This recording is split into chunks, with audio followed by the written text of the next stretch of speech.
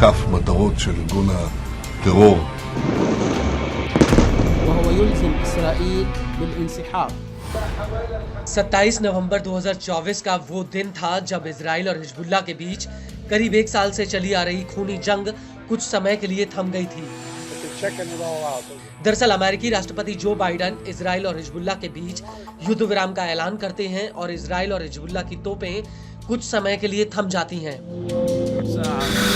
लेकिन इसके बावजूद मिडिल ईस्ट लगातार युद्ध के एक ऐसे ज्वालामुखी में धधक रहा है जो कभी भी फट सकता है और मौजूदा हालातों को देखकर ऐसा लगता है कि इजराइल की एक चिंगारी इस ज्वालामुखी में एक ऐसा धमाका कर सकती है जो समूचे मिडिल ईस्ट में एक बड़ी तबाही ला सकता है।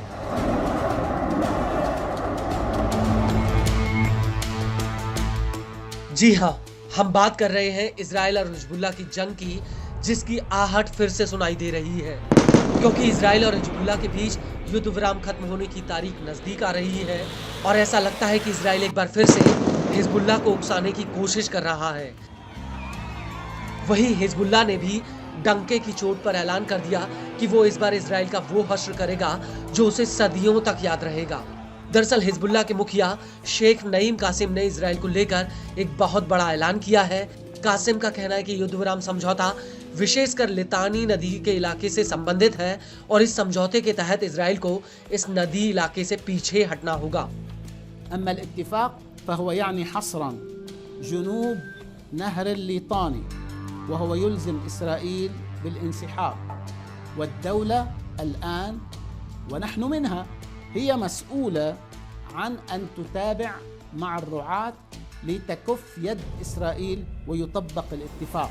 आपको बता दें कि अपने इसी बयान में हिजबुल्लाह प्रमुख ने यह भी कहा कि युद्ध विराम समझौते में हिजबुल्लाह की कार्रवाई को निर्धारित करने वाली कोई समय सीमा नहीं है। युद्ध विराम की अवधि 60 दिन की है। इसका मतलब ये नहीं हुआ कि हम इजराइल के खिलाफ हमले का इंतजार 60 दिन पूरा होने तक करेंगे। हमें जब जरूरी लगेगा हम इजराइल पर हमला करेंगे। لا يوجد جدول زمني يحدد أداء المقاومة لا بالاتفاق ولا بعد انتهاء مهلة 60 يوما في الاتفاق. لقد قلنا بأننا نعطي فرصة لمنع الخروقات الإسرائيلية وتطبيق الاتفاق وأننا سنصبر. لا يعني هذا أننا سنصبر لمدة 60 يوما ولا يعني هذا أننا سنصبر أقل أو أكثر من 60 يوما.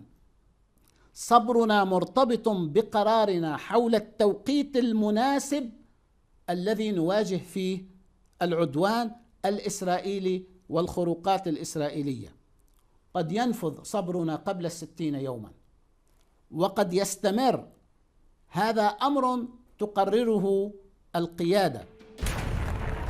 आपको बता दें कि हिजबुल्लाह का ये भी कहना है कि 64 दिन की ओली अलबैस की लड़ाई के बाद भी इजराइल लेबनान में प्रतिरोध का सामना नहीं कर पाया। इजरायली दुश्मन अब लेबनान में घुसकर हमला नहीं कर सकता और ना ही वो लेबनान के भीतर कोई बफर जोन बना सकता है। वहीं दूसरी तरफ हिजबुल्लाह की कोऑर्डिनेशन और लाइजन यूनिट के मुखिया वाफिक साफा ने भी हिजबुल्लाह को लेकर एक बहुत बड़ी बात कही है। उनका कहना है कि अब हिजबुल्लाह स्टील से भी ज्यादा मजबूत और लचीला है और पहले से कहीं ज्यादा ताकतवर। साफा ने अपने इसी बयान में आगे कहा कि हिजबुल्लाह सभी चुनौतियों के लिए तैयार है और लोगों के साथ उनके पीछे और इजरायली आक्रामकता में जो खत्म हुआ उसे दोबारा बनाने के लिए मैदान में खड़ा है। साफा का कहना है कि हमारी क्षमताएं दोबारा से बहाल हो गई हैं। हम किसी भी तरह की आक्रामकता का सामना कर सकते हैं।